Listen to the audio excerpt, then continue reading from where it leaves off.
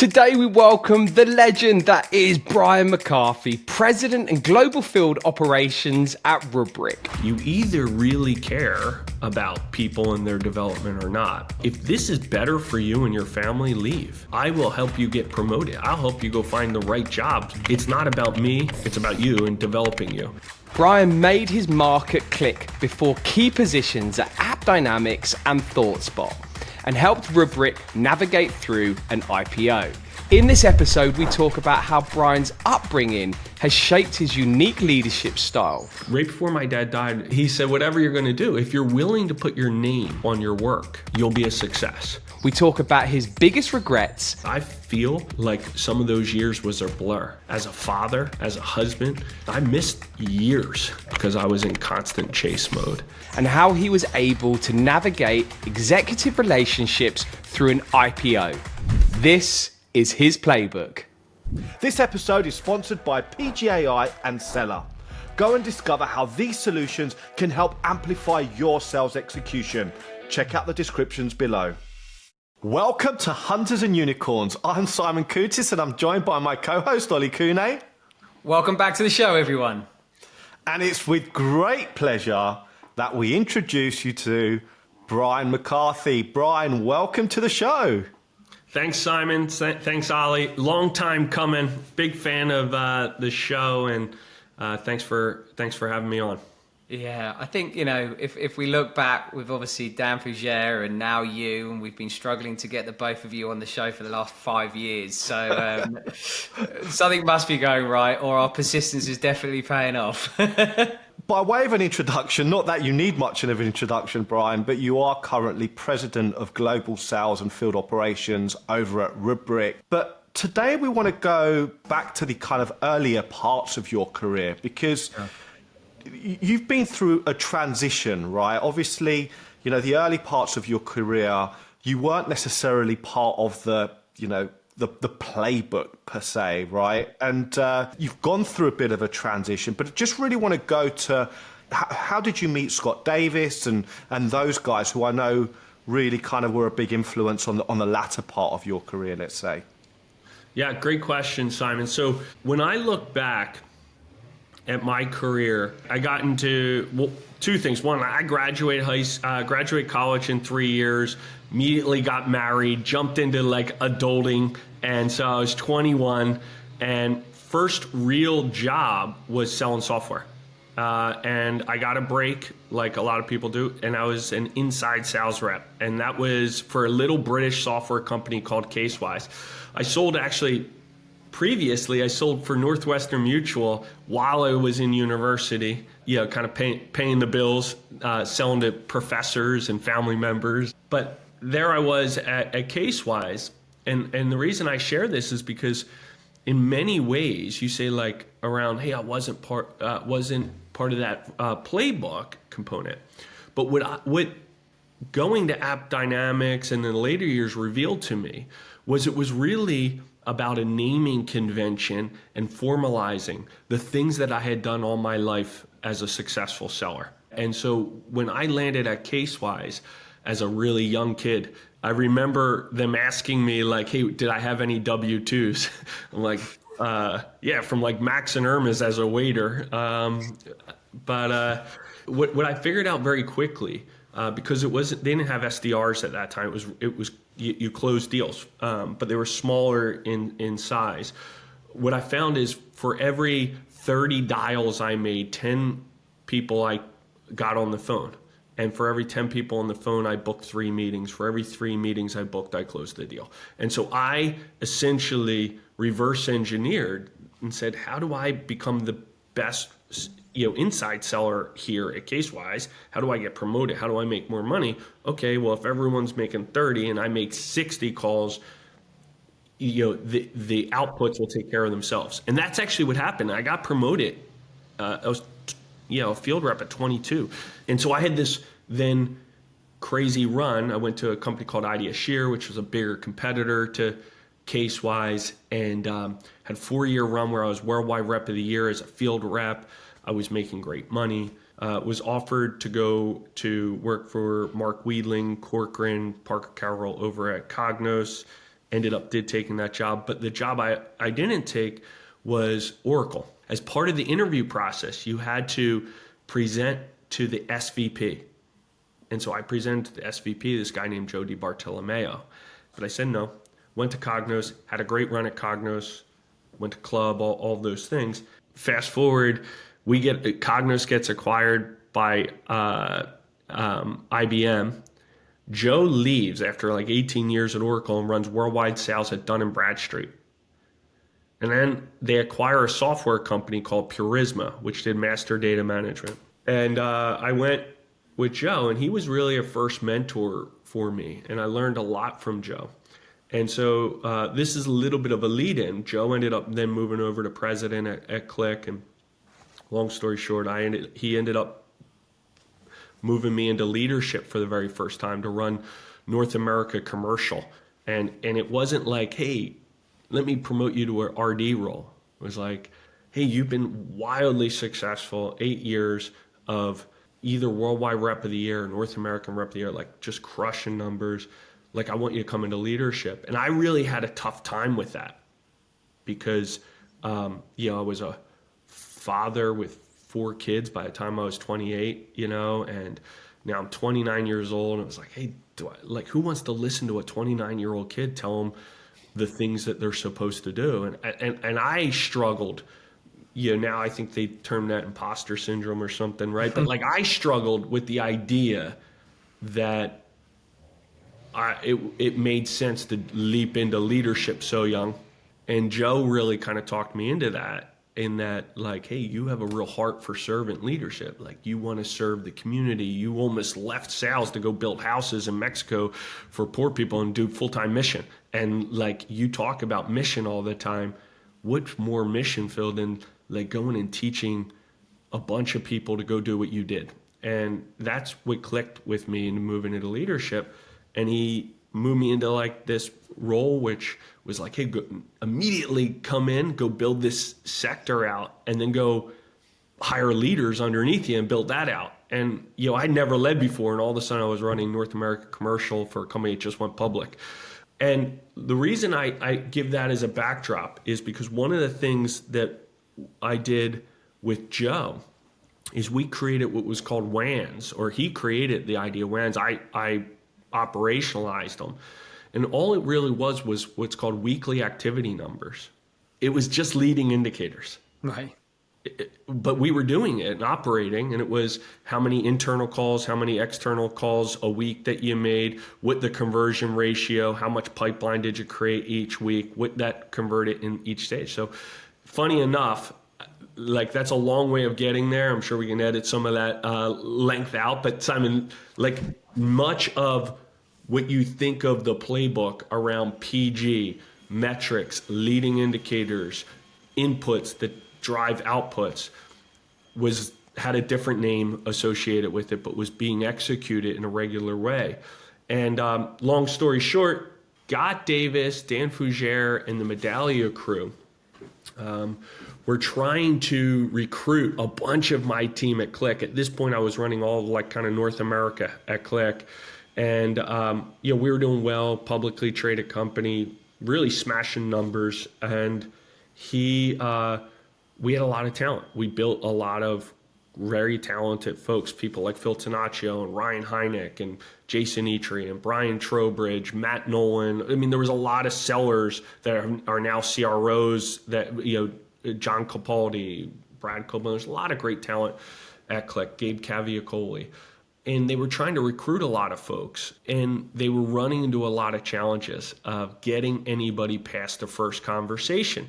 And Dan Fougere went to Scott and said, man, we love the talent here, but we can't get anybody from Click to leave. And they keep referencing Brian as like the anchor.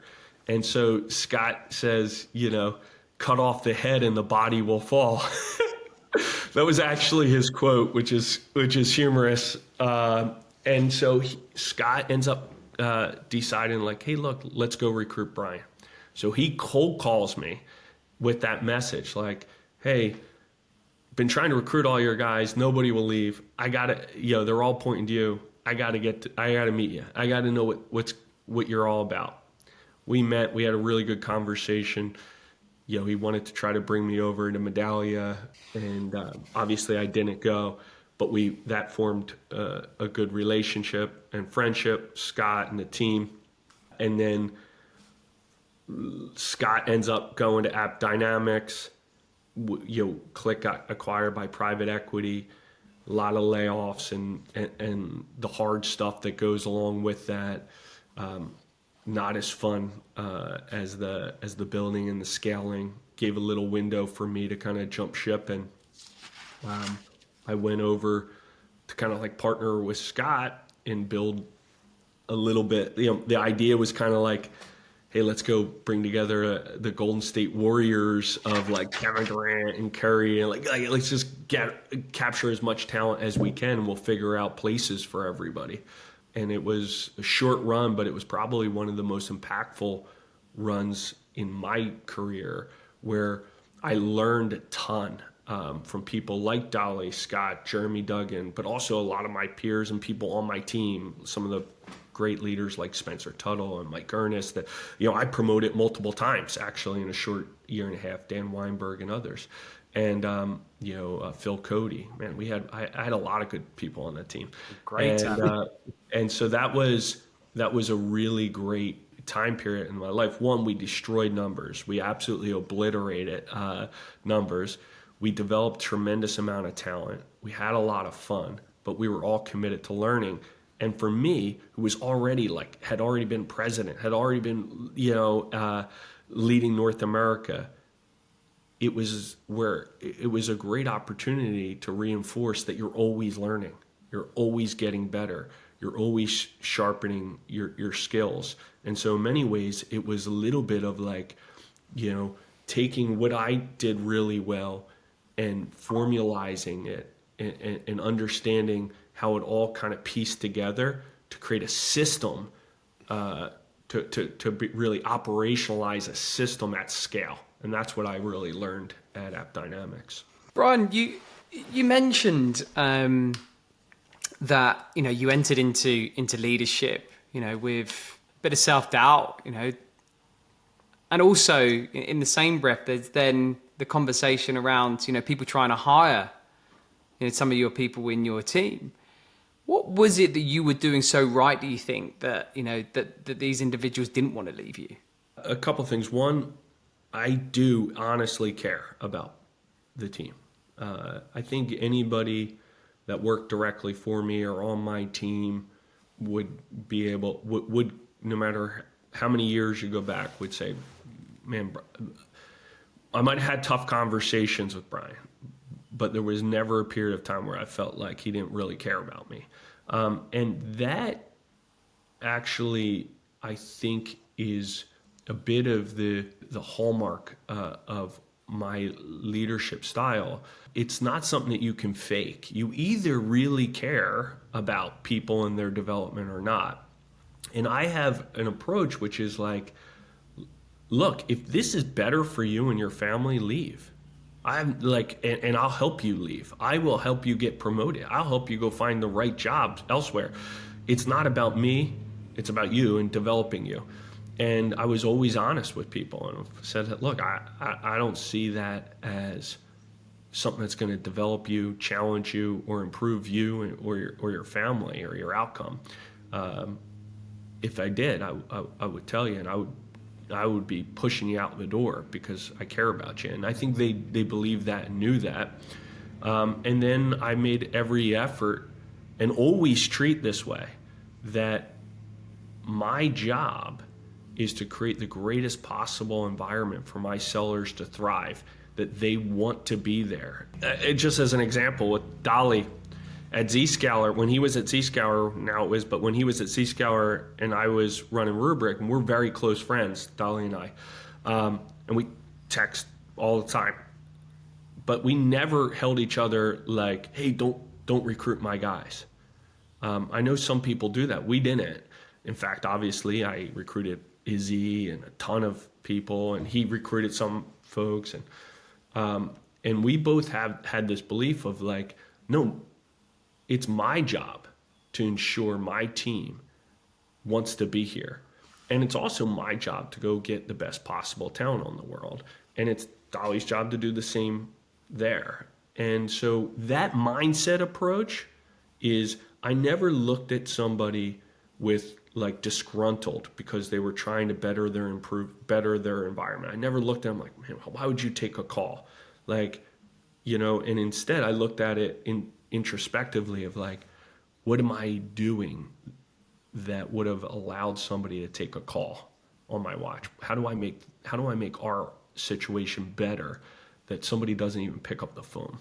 And even now, like we lose people, I'm not angry at people or the person recruiting them out. I look inward and say, what do I got to do better? How do I change? How do I change the system, comp plan, the environment? How do I make this the greatest possible place to work? And of course, you're always going to lose some people. I personally would rather lose them to an opportunity that I just couldn't provide for them versus, where they're just, going and selling somewhere else. Today's episode is brought to you by Seller, where sales strategy meets execution, consistent playbook adoption through AI-driven deal reviews and coaching. This is obviously something this is, innate in your personality, because I remember listening into the Revenue Builders podcast that you did with Johnny Cap and Johnny Mack, and you spoke a lot about your family and how important that is, and by the sounds of things, these two worlds, your work life and your personal life, converge into being who you are. And not to get too philosophical about this, but where does that come from? Is that just an upbringing? Yeah, definitely. The two things that I would give most credit to me as that had the greatest impact on me as a human being. One is my dad. My dad passed away when I was 6. So I was a young, my mom was widowed with 12 kids. I'm the 10th of 12. So my dad went to 10th grade.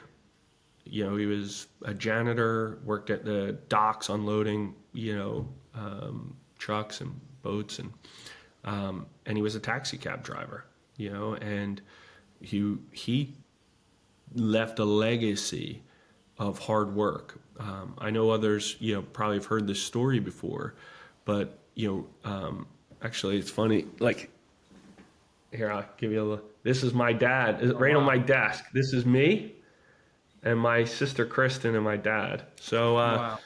And by the way, he was my age right now. Actually, that's crazy. And so, right before my dad died, he died of cancer. Maybe about 5 months before he died. He was working as a janitor in Immaculate Conception Parish Church, and he brought me to work with him, and he was mopping the floors. And as he was mopping the floors, he took me and he sat me on the table. And I was sitting on the teacher's desk, my feet dangling. And as he mopped the floor, he said, "Son, this floor is clean, isn't it?"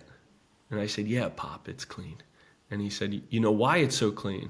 I said, "No, why is it so clean?" He said, "Because Jim McCarthy cleaned this floor." And he kind of sat the mop down and looked at me and said, "Brian, I don't know what you're going to do in your life. I don't know what you're going to become." And for us growing up as a big Irish Catholic family, you had to throw in professional fighter. That was going to be something he was like, whether you're going to be a professional fighter or a doctor or whatever, that was the pinnacle to be a boxer. And so he said, whatever you're going to do, if you're willing to put your name on your work, you'll be a success.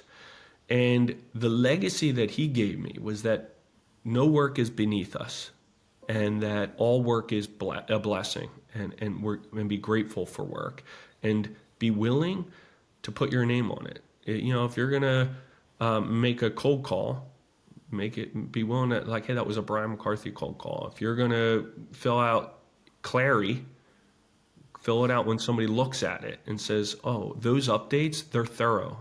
That's Brian McCarthy caliber work." That's what it was about. It was about being willing to put my name on my work, and realizing that my dad left me a legacy of a really proud name, McCarthy. And not because he was wealthy in the terms of the world, but he was wealthy in valuing love, family, his faith and hard work. And then I would attribute my mom, who after, losing my dad, I was like many young kids without a father, probably fairly insecure. I had big ears, was poor, had clothes that didn't fit in, all hand-me-down clothes. We had ended up losing our house in foreclosure. Like it wasn't exactly like an easy upbringing. There were days where, we relied on the charity of others to get through, to keep lights on, keep heat on, to get food on the table. But my mom would love the insecurity out of me. That's the reality. I remember her sitting for hours with me on our front stoop porch, telling me that I was worthwhile, that I had value, that I was good, that she loved me, that God had a purpose for my life. I'll never forget that as a young kid. And I think what those two things enabled me to be as a leader and as just a professional is, one, no work's beneath me. I'm willing to roll up my sleeves and get in and do the work with the folks. I take pride in the work. I appreciate great work, so I have no problem telling somebody they're doing great work and acknowledging the effort. And two, I have no insecurities. Like, I really don't. If you're better than me, I want you on my team. I want to hire and build and be part of the greatest teams in the world. I don't need the credit. I don't need the limelight. And I'm secure, and that also has helped me cross-functionally with CFOs that are my best friends and CMOs. I work well because I just want to execute well and get the job done. I don't take too much, that it has to be me. And I do think a lot of that is, a lot of those traps for leaders is around insecurity, feeling like, man, I got to prove myself, or feeling like they have to overcompensate for something. So I give those guys a lot of credit for that, and they taught me how to love well. We were poor in monetary, but rich in love in my family. So I never once felt unloved. So that is that's enabled me to be like, they say you can only give what you have. Right? Like, you give what you have an abundance of. I'm an abundance of love. And as a result, like, I do think I love people well. I love my wife well, my 5 kids well. I love my team. I love the past, present, and future people that I get to engage with. And my whole concept of love is rooted in this principle of love by Thomas Aquinas. He has this quote, which is, love is to will the best for the other. And so when I think of love, it's like, oh no, I want what's best for you. And by the way, sometimes that might be leaving my team and being CRO somewhere else, if you're ready for that, and that's what's loving. That's what it means, like, love, to care for somebody in their career, their hopes, dreams, and what they want from themselves. So, a lot of words, man. But it's deep. But I think anybody that talks about you, Brian, that they say exactly that, right? And you start to really understand why you've been able to nurture such amazing talent and why people are so loyal to you, because it's family, right? You treat it in exactly the same way. You're loyal to the people that you love, and you take that same approach in a work environment. Then you hope that does, and if it doesn't, then that person needs to spread their wings and go and find their love somewhere else. But you can see how that one philosophy, which sounds so simple, but at the same time, it has to be rooted from it has to come, very much from internally, and you've got to genuinely feel that way. Otherwise, you can't fake that. Yeah, agreed. Sorry, Simon, you're about to jump in. No, I was going to say, I think it is so well documented that these are a lot of the values that underpin the emotional connection, and obviously as humans we act on emotion and we justify with logic, right? Mm-hmm. But at the same time, Brian really believes in me, but you've also spoken about making sure that you can create the best environment for people to be successful. Because, with all the love in the world, you still need to obviously match that up with the other stuff in order for people to hang around, right? Otherwise, you are doing them a disservice. So let's talk about the other side. So how were you able to ensure that whilst you created this amazing environment, people were able to be successful with you? What were the tenets? What were the fundamentals that you created that nurtured that side of the relationship?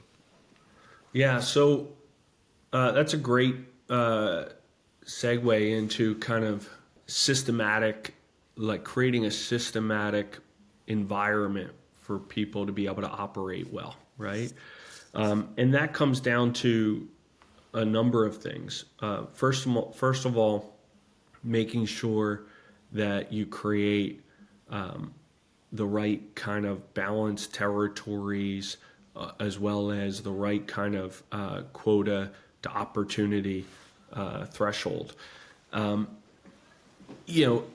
get into then how do you help them ensure they have the best possible chance to be successful in that. But it really does start even before leading indicators, even before onboarding and coaching and development and what are the right activities that everybody needs to be doing on a weekly, monthly, quarterly basis to ensure they're successful.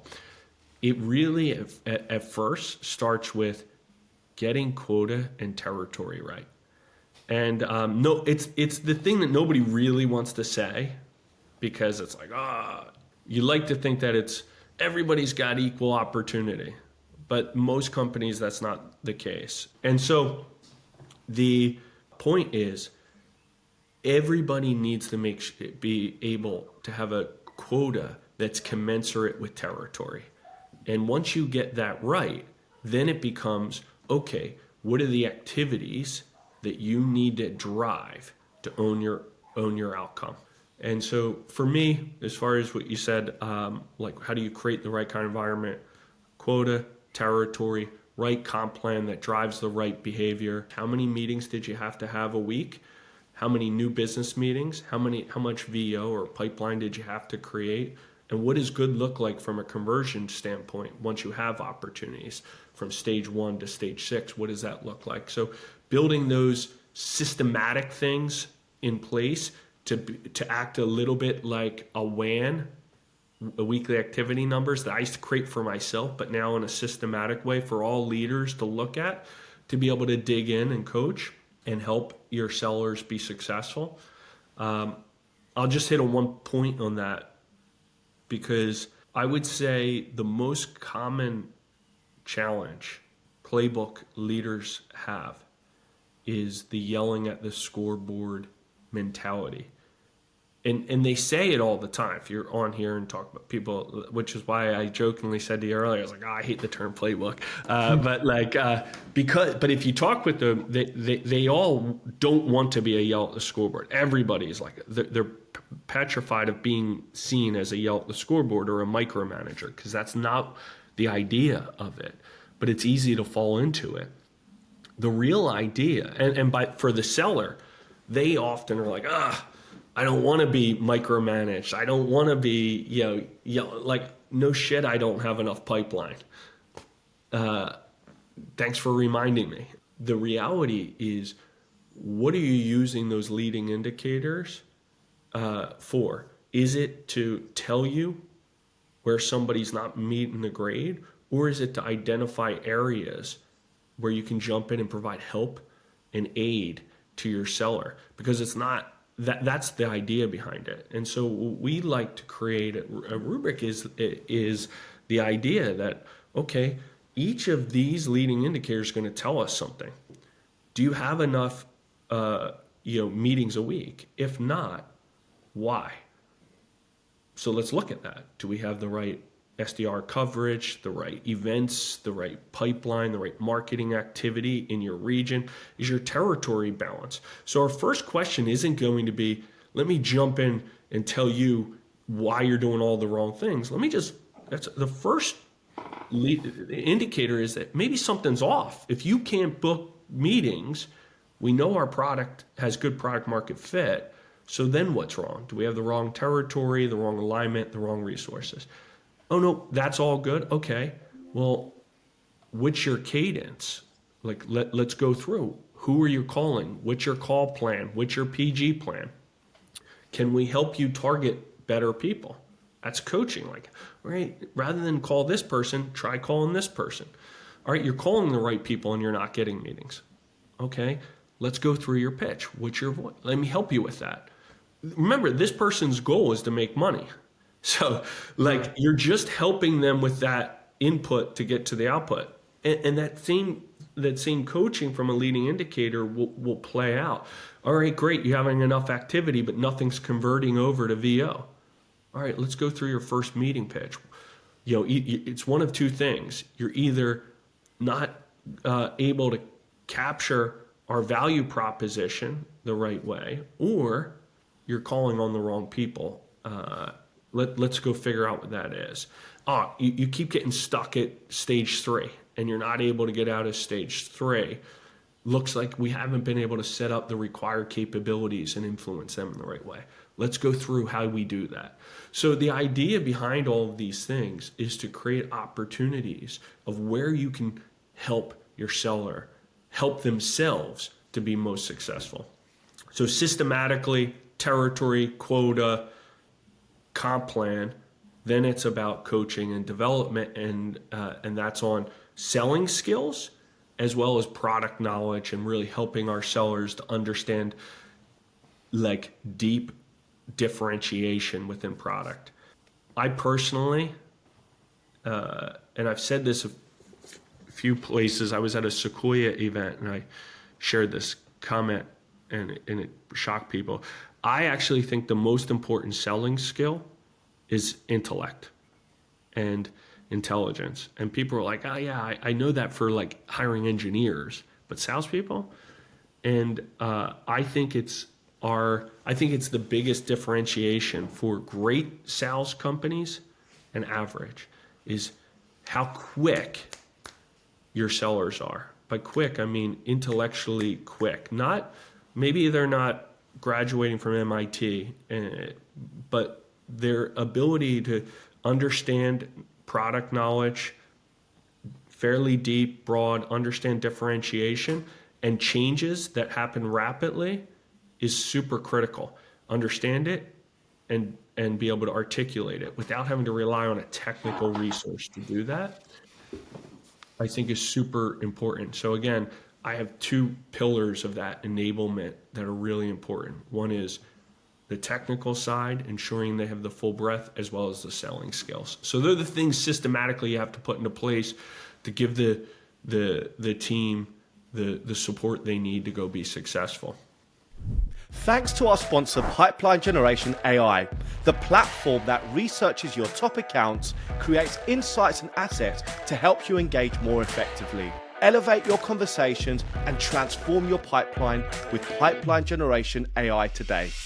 You mentioned there about the fact that you don't like the word playbook, or should I say, you've got some thoughts on playbook, because so just tell us a little bit around your philosophies around that, and also how that then starts to manifest in, you know, how you build teams and how you view your role when you're managing teams. I'd really like to go into that. Yeah. So I actually think, one, it does a real disservice to sales leaders and coaches to say, I'm a playbook leader. It makes me think of system coaches. And system coaches, there's nothing necessarily wrong, but like, you know, give me a coach that can say, hey, give me your players and I'll make the best out of them. I'll beat you with your players or my players. You know, I'm going to coach them up and put them in a position to beat you regardless. And I prefer that approach to coaching is, what do I have and how do I maximize the talent and skills that I have in place? And there's this idea too often, I think, that playbook is like, all right, people that fit this system or are used to this system. And the whole opportunity is, if you're good at being a leader, is to present logical, thoughtful conversation as to why I'm asking you to do something, and it's for your betterment, right? And so really, it seems like it's trying to be an easy button. Oh, let me go hire people that are system guys, system gals that have been doing this. And the practical output of why that is challenging is it's impossible for me to believe, and it's illogical, that all the best talent is within a single pond. You know, like if you're fishing, you want to fish for talent, and talent is going to come in all different areas. And people build all kinds of software and tech companies and other companies outside of tech that are wildly talented. And you cut yourself off from that talent pool by saying, yes, but have you gone through the playbook training? And I just want to remove that crutch for leaders out there, that the playbook is absolutely a framework for minimizing any risk to your seller being successful.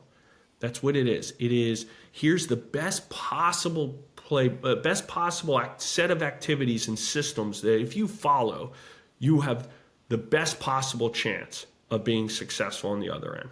That should be for everybody, and as leaders, you have to articulate it in a way that people can digest it, believe it, trust it, and run to it. And so I know that, and I'm sure a lot of people are like, oh, that's what I mean. But I've seen it play out where it's, hey, I want to get rid of all these people because they're not playbook people. Or I want to, I'm going to recruit just people that have been through the playbook training. And just think about what you're saying. It's like, I want to do it. I want somebody that's already been through it so I don't have to go train them again and reteach them. But part of the greatness of it is you digging in and getting somebody to buy in and understand it and changing their life and impacting them to understand that you're there in their corner, helping them to remove the things that are potential pitfalls for them and giving them the chance to participate in their own rescue in that manner. So that's my thought on it, as I just think there's a lot of talent out there. Super important that we have full access to all of it. And as a coach, make them there's a lot of different ways to be wildly successful. I do think that there's two things that are like inescapable. Like, you have to be activity driven, and if you're not activity driven, you're not gonna have the outputs that you're looking for. So you need to identify and hire people that are willing, and you have to be, as I said earlier, smart, inquisitive, questioning.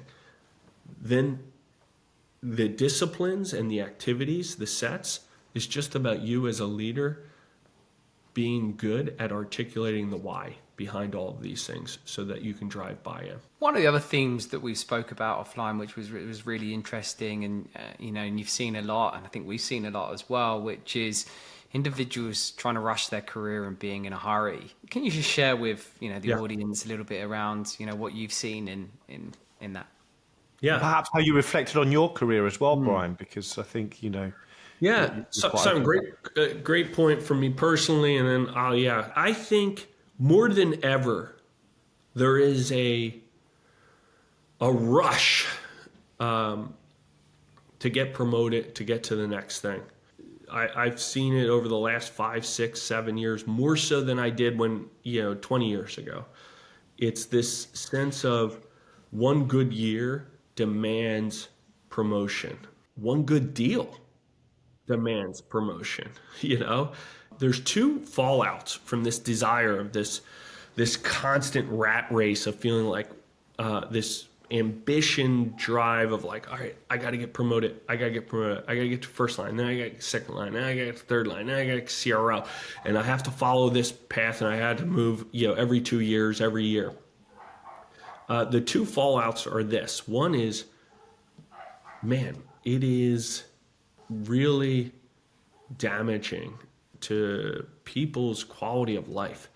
The idea that you're in constant pursuit and you're constantly chasing allows you never to be. You're never in a state of being. You're never in a state of like, okay, here I am, and I'm going to be great at this craft, and I'm going to be present in my current job, because you always have one eye on your job and one eye on what's next, and you're in this constant chase. And when you're chasing, your heart and your soul is longing, and so you're constantly feeling that you haven't caught it. You haven't caught success. You haven't caught validation. You haven't caught self-fulfillment, self-realization, and you're left, really unsatisfied. And so there's a spirit that I'd love to squelch, within so many folks that are feeling just this constant sense of unsatisfaction, this constant sense of I just don't measure up. I haven't met my own, career goals and ambitions. To just be patient, take a breath. I remember saying this to Mike Ernest. This is back 2016, I guess. Hey dude, it's all gonna come for you. Be patient. And I mean, look, he's had an incredible career, but he was in that spot where it's like, man, what do I got to do to get to this next job? I remember telling him, dude, just be great at your job. Embrace it. Be patient with yourself. Be present in your job fully without worrying about what's next. And what's next will happen. And two, the other unintended consequence of this speeding through things is you never really get mastery. And I've seen this, people that become leaders too quick aren't really masters of the craft. People that have become second line leaders after 1 year or 2 years at max of being a first line leader, they've only dealt with one set of team. They haven't even dealt with multiple scenarios and coached through multiple 10, 12 quarters of seeing different markets and how they adjust and how they, they've run only one market condition, one set of teams. They haven't had to rebuild a team. And so they're crippled when it comes to second line and being able to coach and develop leaders through all of the different things that they're going to go through over a 3 and 4 year period, because they've never gone through the cycle. And I feel that the same, even more so in the CRO role, is, ton of folks are jumping into that role and really have never yet had it all on their shoulders and matured into it. I think if you talk with Parm, he would tell you, right? And I know you have, right? I remember talking with Parm when he went to Data Robots and he jumped into that role, and it was a big leap, from a second line into running worldwide at Data Robot. I think he had a lot, he learned. Now he's a way better CRO for having gone through it. But I think if you ask him, he would be like, me running Americas for a year or two would have been better, right? Giving me a better perspective, a little bit closer to creating comp plans, creating quota at scale. How do you accept a number? How do you negotiate with the board on a number? All of those things. And so I think there's an element of we're speeding through promotions, and as a result, people are not going through all the hard steps to really perfect the skills and get great at them. Personally, yeah, Simon, I look back and if people listen to this and we're like, oh yeah, you were, CRO at 38 and you were, or 37, I guess when I was at That's about right. You were 33 or 34 when you got promoted to president at Click. But that happened, and I look back and I often think, man, that was fast. That went fast, and I missed out on being present in the job that I was. And so I say that personally is I feel like some of those years was a blur. As a father, as a husband, I missed years chasing, missed years being a dad, I feel like, because I was in constant chase mode. And if I would have looked back, I would have been a little bit more patient with myself and allowed myself to mature into some of that. I think I'm a way better leader today than I was certainly when I was at Click. I was a young leader at Click. I had a lot of skill, smart, understood what I had to do, but I look back and think, man, I rushed that. That was a rush, and I jumped in. I wasn't ready for it. In my mind. I want to take this opportunity to ask you all very kindly to go and hit the subscribe button. Whether you're on YouTube, iTunes, or Spotify, it will mean the world to us if you could hit that subscribe button. It means we can continue to bring you great content and will ensure that you don't miss out on any of our great content. I think a lot of this ties into, each of those stages. When you talk about coaching, how can you really be a good coach if you've not walked the walk yourself and you've really got into the detail, because that level of, call it inspection to some degree, right? But being able to really go in there and analyze and use the data that you've got to really figure out where this person's going wrong. If you've only got one layer to peel back, you're then only going to be forced into, being a leader. And now, okay, well, I can only shout your stats. You just go and get it, right? Yeah. You need to go and chase this. But, I think, and when we, spoke in our last conversation, a lot of the success of, Rubrik, was through, a very specific hire that you made, which was, a little bit out there within JP Bolin and bringing, a sales leader into an enablement role. Yeah. Talk to us about that and why that had such a big impact and why you made that decision to bring JP in for that role. Yeah. And this goes back to the Intellect comment I was going to make. So when I was interviewing at Rubrik, as part of my board presentation, I said, hey, one thing that we're going to have to do different than I've never seen done is how we do enablement. Because if we want to go from being a backup plumbing company to a cyber company, it's going to require massive pivot and pivot at scale. It's going to require product roadmap changes, everything around the way we sell, how we position, product differentiation, required capabilities, outputs, all of that has to be relooked at. And I also felt that even beyond all the hard stuff that we had to do at Rubrik to go become a SaaS company and a cyber company, when we were a backup appliance company, like that's what. Fast forward 4+ years. We don't even have hardware. We have no appliance. We have no plumbing. We have no nothing. We're all 100% SaaS and 100% cyber. So it's kind of crazy transformation. But to do that, it was impossible to me that I was going to have to over-rotate into that role. And I almost had to replicate myself. And my feeling was twofold. One is, to do it well, you needed somebody that had led selling at scale. Not, hey, I was an RD, or but somebody that has the gravitas to have sales leaders and VPs and country managers to say, oh no, this person has authority and influence. And so I made the decision I was going to bring JP in. I always say he reminds me a lot of Jeremy Duggan in his ability to teach. He's just a tremendous teacher. And the idea behind it was like, hey, how do I get somebody that has tremendous teaching, coaching ability, understands the system and the framework, but also has the experience and the gravitas to go sit with leaders to get them bought in how to run this. And so JP has played a huge role.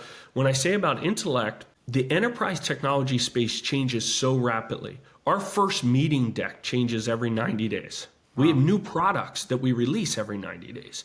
We pivot messaging every 6 months because the industry changes. If you don't have the ability to digest new information quickly and own it, communicate it, be able to whiteboard it, in detail, and then go and communicate that out to customers and partners and prospects, you're going to fail because you're going to be 2 cycles behind us. And so a company's ability to innovate, to change, to disrupt themselves is not the hindrance, the roadblock to that is actually not product and engineering. That's the easy disruption. You can change people and what they're coding, what they're doing, what they're working on, relatively easy. It's how fast the field can digest change. And so to operate at the speed of change like Rubrik has requires smart, intelligent, quick learners in the field. And that's why I so prioritize that. And it also means that you have to have overemphasis on teaching, coaching, and training, and to be able to operate at that kind of rapid change and pace. And the results of that, Brian, are there for all to be seen. Rubrik, you shared some stats with us. You're actually the best performing post-IPO SaaS company in the world by a long way in terms of your year-on-year growth revenue. And I just want to kind of just double down on IPOs, Brian, because there's lots of people that are thinking, okay, I want to go and join an organization and I want to go to a pre-IPO. But if you were to kind of share some advice, what are the things that someone should be looking at to really assess, is this company actually going to get to IPO? Are there some fundamentals or some indicators that really kind of show the health that would allow that organization to get to an IPO that people can apply in their thought process? Yeah, it's a great question. I mean, look, I thought ThoughtSpot was going to be a publicly traded company. We were the hottest company in the world. Like, we went from $800 million raise to $2 billion raise to $4 billion raise in 2.5 years. And, it seemed like cool product market fit. And this is actually a really good point. All the things from a selling perspective, sales enablement, sales discipline, winning the stage, champion building, leading indicators, PG focus, talent. Look at the talent. Ryan Hynek, Phil Tanaccio, Spencer Tuttle, JP Bolin, Damian Brophy. I mean, we had so much talent at ThoughtSpot. Man, I learned so much when I came to Rubrik. No, I did all the same things. And we became the fastest growing publicly traded company in the public markets and performing tremendously, as a public company. The lesson learned is that you can do all the right things and still not get the outcome. And this kind of goes to the point. There's a lot of things that we had to do to become IPO ready at Rubrik, shape the business to be able to generate cash, shape the business to be able to get the right unit economics, payback period and CAC and sales efficiency, beyond that, right ratios, the right percentage of sales and marketing spend in dollars and making that go in the right direction. All of those things, as well as be able to create a model of sustained growth. Put that on the side. The fundamental first thing that I look at is somebody waking up to buy this product, whether this company existed or not. So product market fit and understanding that this product has a buyer persona that's established, that wakes up every day to solve this problem. Whether your company existed or not, they were going to wake up to solve this problem. So I would take long look first at, if that company didn't exist, is there a bunch of people out there right now trying to solve that problem? You can't fix that. That's an unfixable area. Otherwise, you're an evangelist. You're selling a solution, trying to find a problem, and that is very hard, to be successful at scale. And so, when you're looking at companies, whether they can be a large publicly traded company or a meaningful, established public company, I would say, is there a real big market for it? And not a big market as in like marketing term. Do you know a bunch of people that are trying to buy this? Do they have budget? Do they secure budget to solve this problem? Because if that's the case, then it's just go create a team that can differentiate and get more than your fair share of that budget that's already allocated and available. that you can scale and take to the public markets. Brian, I want to draw on two of the themes that we've spoken about here, and it's a conversation which often comes up in conversation, our side, which is not rushing your career, and we've spoken about that. But when is the right time, and when were you ready to take on the responsibilities of a CRO? What are the things that if you were to reflect on, when was the right time in your career? What was it that you were armed with that enabled you to, or would have enabled you to become a successful CRO and made it the right time? I don't know when was the right time, or if once I acquired this. I will say from like baseline, what was needed, right, is you need to understand fundamentally, you need to understand the business principles, even beyond selling. Like, you need to understand how to build a business, unit economics, gross margins. If you look at things like CAC, customer acquisition cost, the payback period is super critical. It means, how quickly do you pay back the cost? Does a customer pay back the cost of acquiring that customer? You want to be at like 24 months. Right? Or less. A lot of these companies are 38, 39, 40 months. It takes 40 months of the customer paying before you pay back the cost to just acquire them as a customer. Like, if you don't understand the metrics, don't go jump into this job. This job is as much about being a CFO as it is being a head of sales. It's as much being a head of marketing, head of product, as it is being head of sales. Your job as a CRO is to understand which products drive which cash. Which products drive which gross margin, drive what growth, output, what's the market for those products, how much money can you enter into the machine to generate what outcome. Sales efficiency model. Your job from a sales efficiency model is how much sales and marketing dollars, for every $1 do I invest in sales and marketing, how much new ARR do I acquire the next quarter? That's sales efficiency. And the magic number is 80. So for every $1, I get 80 cents of new ARR that next quarter. Anyway, long way of saying it, it's about understanding revenue, understanding product, margin, P&L, how to shape and build the business. All of those pieces, because as a CRO, you're not head of sales. You're an executive of the company. And if you're an executive of the company, in many ways, you sit on top of a function, but your job is an executive of the company with the other 4 or 5 executives. You run the company. You're going to have as much a voice in engineering, in product, in finance decisions, mergers, acquisitions, what marketing, what events, and even in HR. Hey, what's your recruiting profile? You're running a business as a CRO. And this is actually what I mean when I say too many people that went and were like great sales reps or sales leaders and execute and hit a bunch of quarters as a sales leader are like, I'm going to go be a CRO.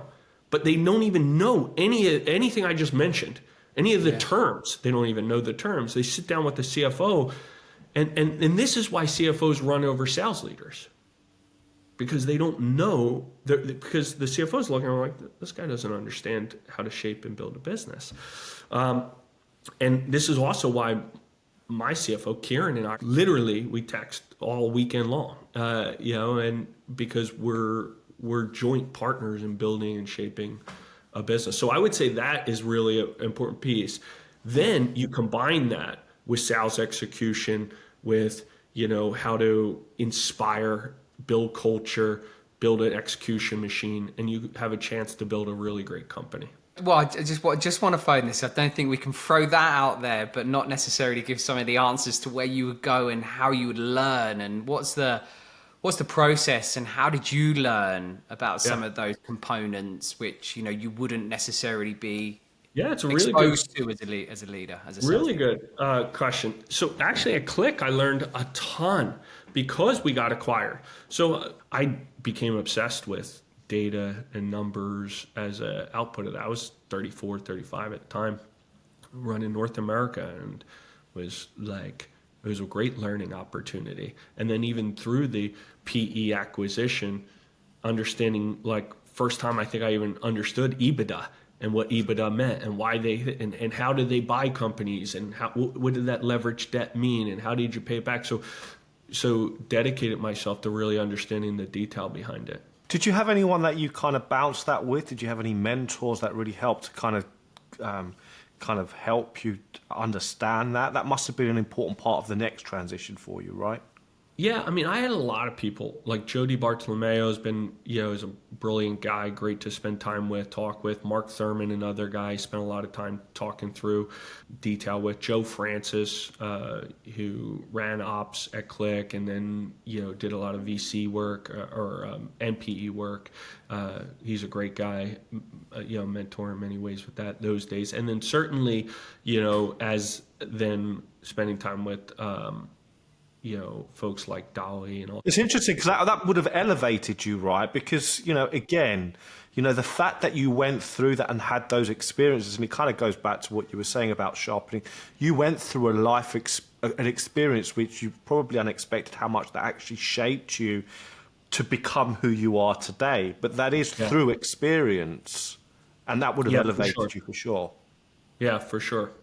That's a great point, great call out. Yeah, I do think that you have to experience it. This is actually my point, Ali. Like what I was saying is, like, even mentor, but nobody's going to tell you or teach you in a classroom how to navigate difficult things and how to navigate, COVID, navigate the return to office, navigate the 2008, 2009 crash, like all of those different cycles that you go through, the stuff we're going through right now, tariffs, and it's all learning opportunities. And people that have only operated in one world, in one scenario, one hot straight line, are in a difficult spot when they get promoted too quickly, because invariably as you go up, there's nowhere else to go, and you spend more time in those roles. You're in that second line for more time, but you're going to find yourself in that second line for more time or third line and have no idea how to deal with some of the stuff that's coming your way because you never dealt with it. Never run into a wall, never ran into a product wall issue where, you bad code release or something. How do you sell around that, a miss of plan and a replan? How do you deal with that? Unless you're going through that kind of stuff, it's tough to learn on the job. But it does make you better the second, third time around. The challenge is this, guys. If you're really good and successful, the tough challenge is too many people don't do it a second and third time because they've made a ton of money and it's hard. That is one of the challenges, is just when you get great at it, you're probably better at going and doing it again, but do you have the juice and the energy to go do it again? That's the challenge. Yeah. Well, I think this is the point where we reflect on what's been just an incredible session. I want to start off by saying, a massive, massive thank you for joining us today. But just kind of reflecting on some of the key takeaways, I think, Brian, you've had a very unique journey, right? A very unique upbringing. And in many ways, it's a lot of the adversity that you've been through experience, that has actually shaped who you've become and the success that you've had.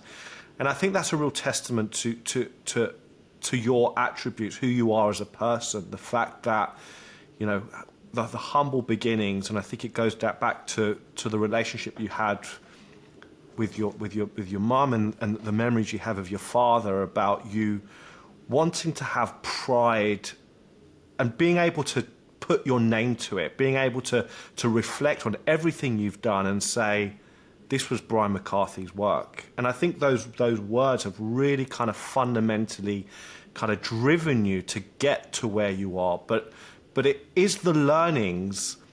You wouldn't have got to where you've got to as a successful CRO to really shape an organization like Rubrik through the success that you've had you not gone through that misfortunate Click. And Yeah, I think totally. these are the big takeaways that I think, and just personally, I just want to say a huge thank you for participating and sharing your story. I'm sure there's going to be so much that people are going to take from it, and it's been an absolute pleasure and a long time Loved coming it. to get you on the show.